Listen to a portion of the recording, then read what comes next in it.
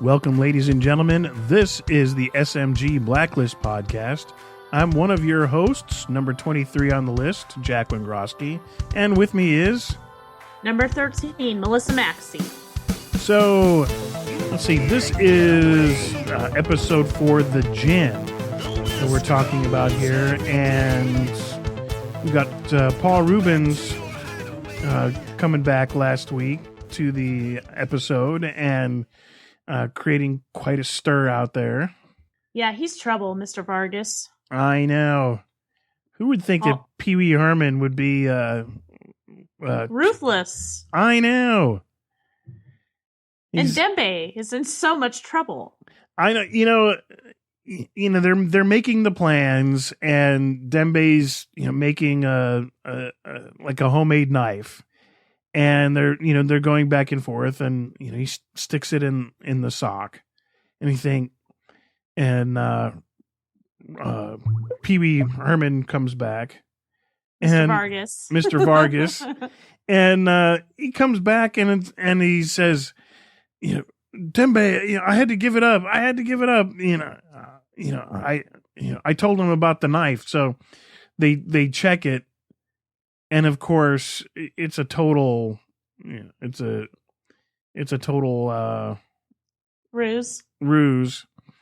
And because I really thought at that point, oh man, Mr. Vargas, you suck. Well, we should have known from all the other dealings that we've had with Mr. Vargas that this wasn't going to go very well. Yeah. Well, I didn't see that coming. I didn't see, I would think, hey, this is a guy that doesn't like pain. If he wants to get out of this thing, he'd definitely want to play ball with Dembe and not the other guys.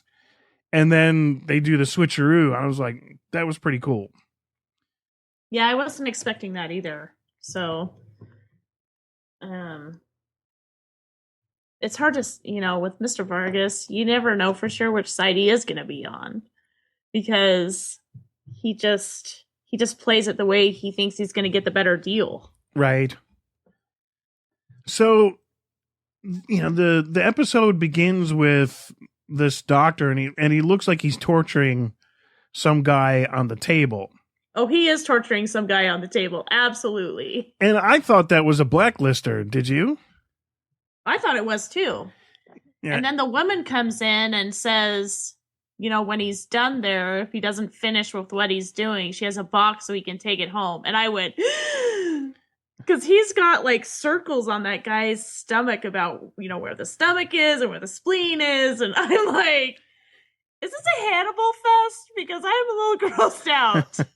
Yeah, that was like a little over the top. I was thinking about that picture of the pig where they've got like the pork belly and the loin and all that. And this guy. And I'm like, when she injected him, did she wake him up? Yes. I'm like, yeah, that was to make sure that the guy was awake. So it turns out like this guy's a drug dealer, and he had wind up killing the doctor's son from the drugs, not like literally killing him. And so he keeps him alive. Yes. So yeah, the injection is to keep him awake while he's like removing this guy's organs. Oh my God. And luckily we didn't get to see it. I don't think I would have liked to see the little Hannibal thing. And so I don't think they could have done it as well as Hannibal. You know what I mean? Like that would have been just like everyone would have been screaming. And not with that really cool accent that Hannibal has, And Gillian Anderson. I mean, come on. I know. So let's see. Next thing we do is we get back to Leonard Call, right?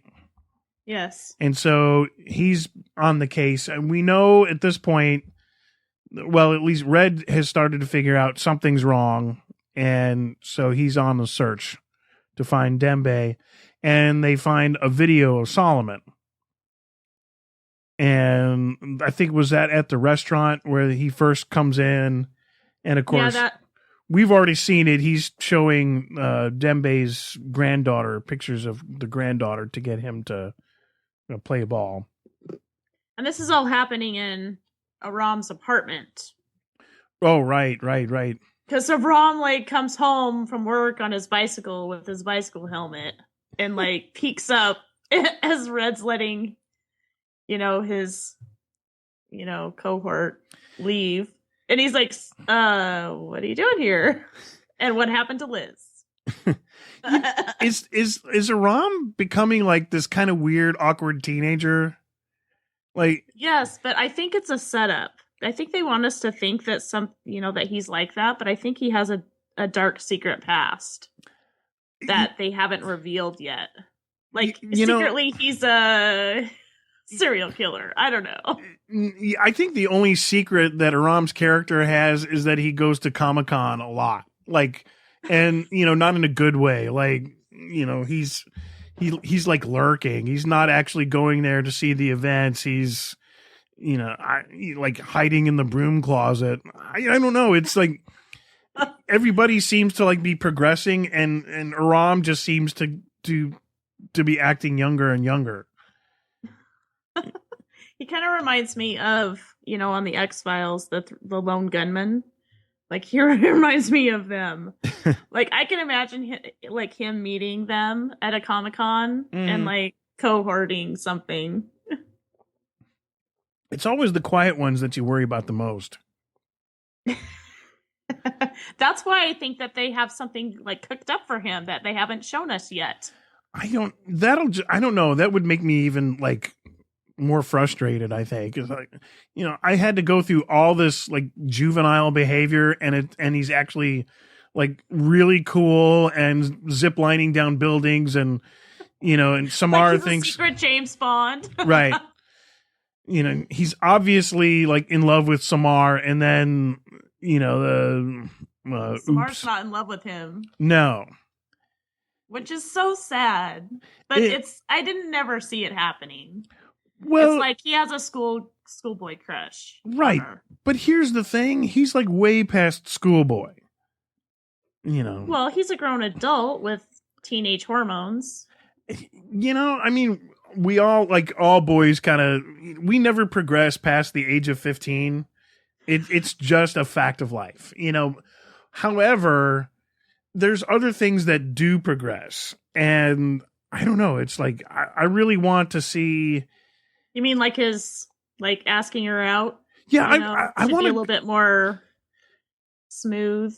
Yes, or like at some point, you go through the awkward stage, and then you get a little older, and you realize that hey, look, nobody's all that.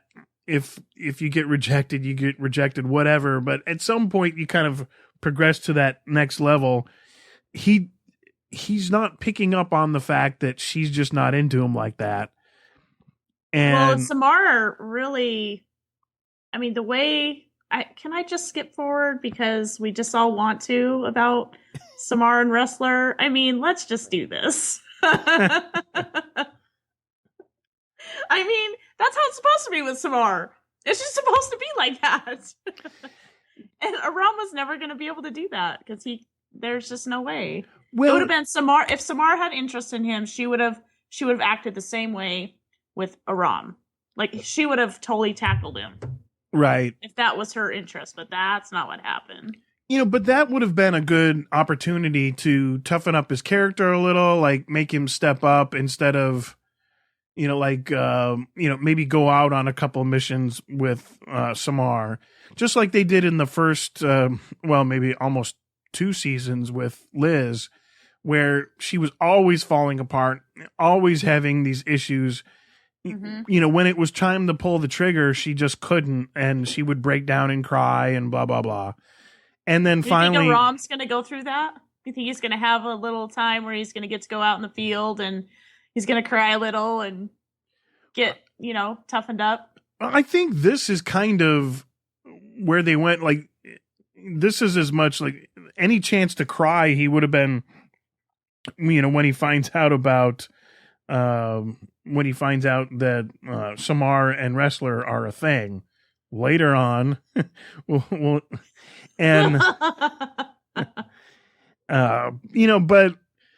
once he gets, that was a big hurt. So he's going to have to get over that. and then maybe he'll take more chances, grow up a little bit. We'll see what's happening. The thing is, on their website, there's all these Aram updates, and as if you're getting all the information from Aram's eyes. So he's a really important character.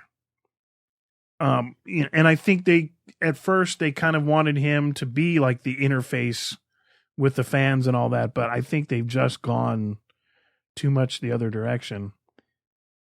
Well, I think it's going to be, and I think he still has a good rapport with all the fans. It's just that his character needs he needs to be more rounded out.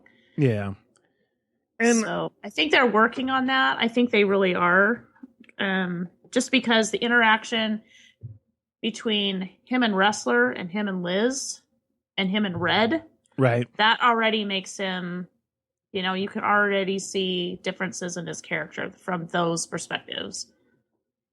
So now they're trying to find the Djinn, because they're pretty sure that two of the Djinn's clients were members of the Cabal. So if they can get a hold of the Djinn, then they can figure out how to get like inside.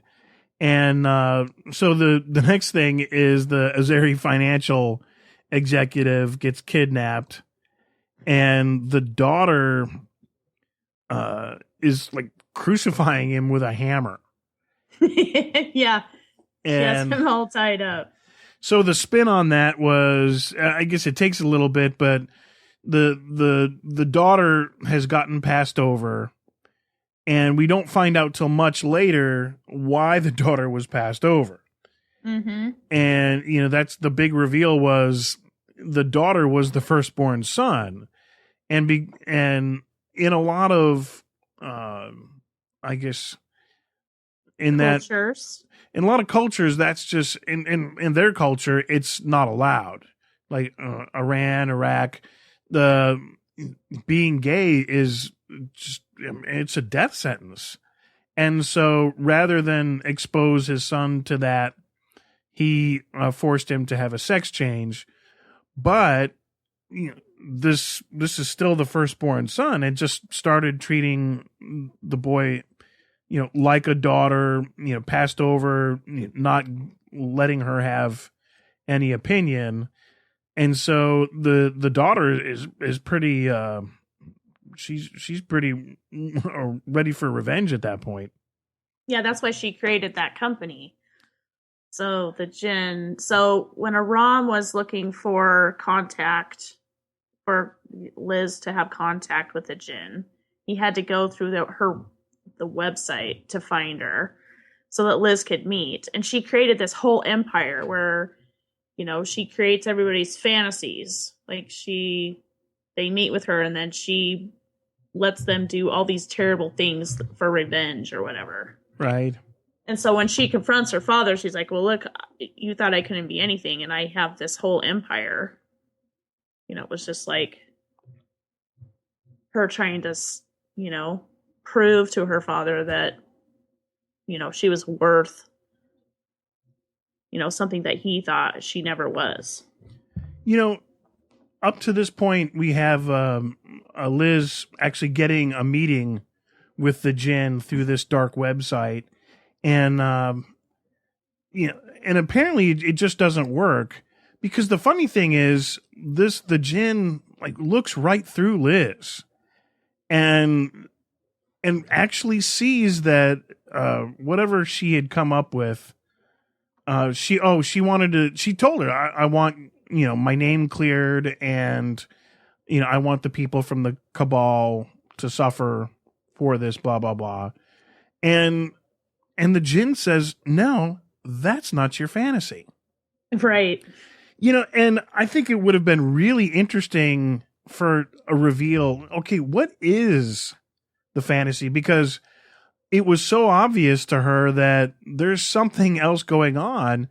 And really, that's all Liz really wants in her life right now is, to be cleared and go back to her life. But is the fantasy Tom? Is the fantasy, have something to do with Red? it was, they totally left it out in the open. Yeah, they did. They did leave it out in the open because I think she's still trying to figure that out. Right. Does she want to be married and have kids? I think so. Absolutely. For all the pining and stuff she does. And, Reddington in this episode had several instances where, especially when Aram brings up that Tom was, back to help her and she didn't know about it. Right. And she was on guard about it because she's like, she knew that Tom and her had this secret meeting place and they would call each other. And Reddington warned her several times in this episode to not talk with him. Right. Like, it was like a father-daughter situation. Like, I'm sorry, you can't date your boyfriend. And what is she going to do? Right? Exactly. She's going to call him. But Red was the one that hired him and set up this whole thing in the first place. So he's really not one to talk. And I know, but he's trying to keep her away from him like nobody's business. And when that happens, that's not going to work. And it really seems like Tom cares for her, but we never resolved the fact that the only reason Tom's still alive is that he had an in with he was still in love with Liz, and that German gang wants him to do something with Liz. I don't think that's done. I think there's still something left with that. Possibly, but I think that right now Tom is just focused on he just wants Liz to be safe, and so he's gonna, I love the way that they're dealing with Tom's character in this season. I mean, he really is like rogue agent. Like, he's just basically doing his own thing. I mean, Cooper approaches him and says, if you want to help Liz, I want you to find Carricker. Right. And he can do it any way he wants. He can do it outside the system. But I still think we're going to get back, at another season or something, or maybe at the end of this one, when Liz is cleared, everything's done, and he's got her all saved and alive and kidnaps her or something. I don't know. I think I don't know. They may, there may be like a ransom situation, but I think that Tom has already proven, especially with this episode, all of the. Oh, I don't think he's proved anything. I think they could go right back to that storyline because there's got to be something once he got out of their grasp and left the country. What was the hold? Why couldn't Tom just leave and say, well, okay, you let me go? There's something. I think there's something. You don't think it's love? You don't think love is the hold on him? You think that the Russians have him by the balls and he has to get Liz for them? Because they're going to kill him. I think that's more important to him than Liz. But he was in love with Liz before and totally put her at risk and, for the job and all that. I think if something happens to Liz, he truly does love her and will feel really bad, but not at the cost of his own life. And that'll be interesting to see if that plays out. That's why Red doesn't trust him. And, everybody knows that Tom is a bad boy. Always will be a bad boy. So my next favorite thing is, so they have the little fake fight in Dembe and Mr. Vargas, and they have the little distraction. So Dembe actually gets to use the spoon and stab the guy in the neck, which is like, yes, a little bit of revenge. And they're going out and about. They get a car, and Dembe finally picks up the newspaper because Red is always, that's how he leaves how they messages. Communicate.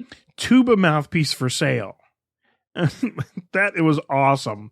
And as soon as he saw that, we know that's Red.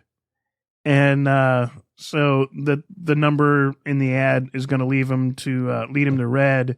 And at that point, he shoots Dembe in the side, grabs the paper, and runs away. And yeah, that was shocking because I was like, oh my gosh. I'm like, I don't know what's gonna happen next when that happens. Well, it kind of figured, because this is a guy that couldn't even stand the sight of blood. And the first time he would have been tortured, Mr. Vargas, I mean, to me, when you start to really think, after hindsight is 2020, but after all was said and done, it made a lot of sense, because he wouldn't have stood up to any of that torture. The moment he got the first hit, all the information was going to get out. So he made a deal way before this ever happened. They only knew because Dembe, he had been working with, Mr. Vargas had been working with Dembe and Red.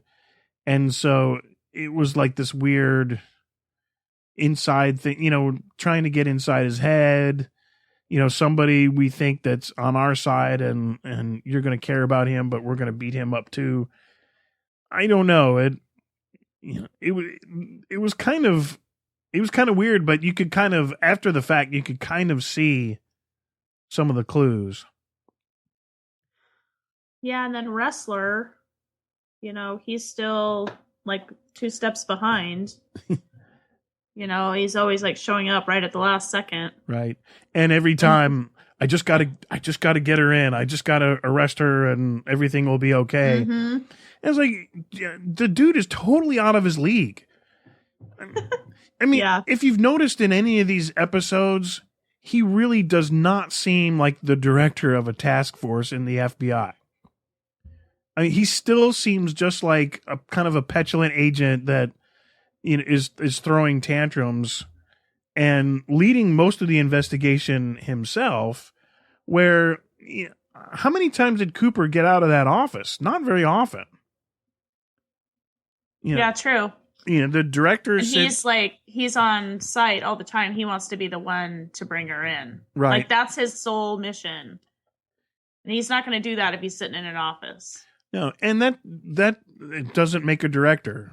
Directors don't work; they delegate, and it's not a dish on leadership. It's just that's how it works, and that's one of the reasons I think when this is all said and done, that he goes back to being Agent Wrestler, and Cooper's going to get his job back, and there's going to be absolutely no question in anybody's mind. What do you mean? This is not fair. I don't think there's going to be any question that Cooper is the alpha dog, and Agent Wrestler still has a lot of things to learn before he. Yeah, that's true. I totally agree with that. I mean, like at the end of this episode, when Red and Liz get in a helicopter and fly off, and Wrestler comes running out chasing after him. Right. I'm like, see you later, Liz. So kind of Liz gives up after the whole fantasy thing. I thought it was interesting that her, like the whole big fantasy of what she really wanted, and the truth was a white picket fence, a husband, and kids. She just wanted a normal life. Yeah. Is she going to get a normal life? Probably not. I'm thinking no. It's the Blacklist.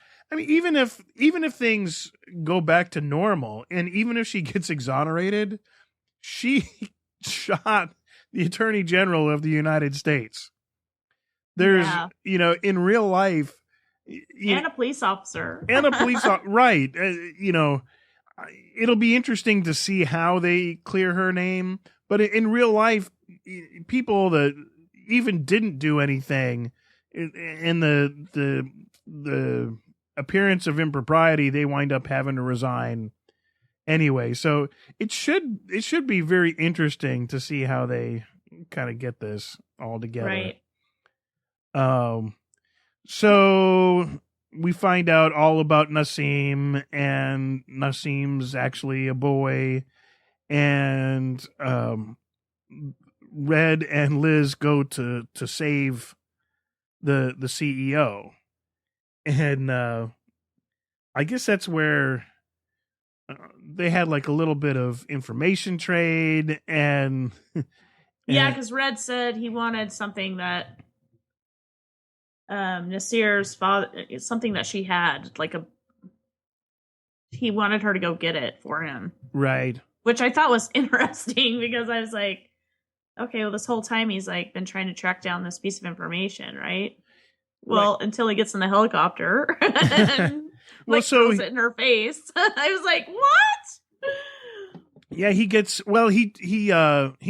Nassim that he'll give her transport if he gets the journal with all the clients. And so the FBI's on the way, and they've surrounded the place, and Wrestler's like, you could smell the testosterone. He's like, I've got her. And then they say, oh, I hear a helicopter. That's not our helicopter. Yeah, I love that part. That was excellent. We've got the place surrounded. Yeah, you don't have the whole place surrounded, dude. Like the whole ocean in the backside. The whole backside is exposed. Right. So, they run to the helicopter. They all get in, and Nassim's like still running out. And I don't know how she wound up that far behind, but they just like take off with all the FBI closing in. And yeah, just throws her client book out with. He did keep one page. Of course. Well, that's got all the info for the cabal. Uh-huh. Yep. So he got what he came for, and he throws, of course, the task force. What Red's always supposed to be. He almost tipped his hat, you know what I mean, right, because they were taking off, and Wrestler's chasing after he threw the book. And Wrestler's running out there, like a Scooby-Doo episode. And it's so, it's just so awesome. Funny that they keep thinking that Red is the one that's being hunted, and they they're gonna get the upper hand. They're gonna arrest Red. Red pops in and out on his own volition. And as far as Red's concerned, this is no different. They just got another blacklister. He got what he needed, and they're flying off, even though the entire country and every Secret Service is on the lookout for Red and Liz. And now really Liz is probably, as far as anybody's concerned, she's probably number one, and Red now is probably the second most wanted. Yeah. So let's see. So this is kind of winding down. Red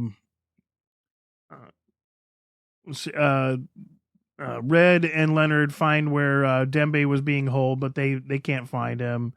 And Tom is making his way into this underground casino.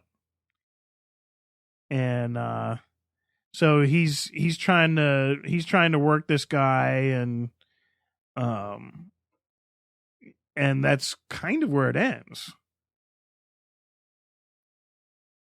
And so we didn't get to find out what Red got from the journal, but we kind of they didn't say it, but I think we know. They didn't resolve the thing with Dembe. That's gonna take another episode, maybe two. And so I think they've got a lot of things that they left kind of unresolved. This episode kind of continued a lot of it's kind of an in-between thing, don't you think? Yeah, I agree. So, well, is there anything else? I don't think so. I think that's our episode. All right. Well, this was the SMG Blacklist Podcast, and you can check out our show and blogs and a lot of other shows if you go to southgatemediagroup.com, and there's all sorts of things to click on there. We have the new Blacklist t-shirt. If you go into the link for TeePublic, go to our Facebook site, and there should be a link there. Let's see, I got a Enough Said t-shirt. I got a Blacklist, and so I'm really looking forward to getting those. They had a big Black Friday sale.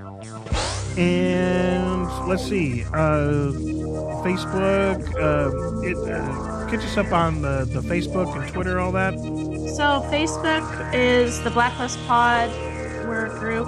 And then our Twitter account is Blacklist Pod. And then our Instagram account is The Blacklist Pod. All right. I think that's about it until next time. See you then.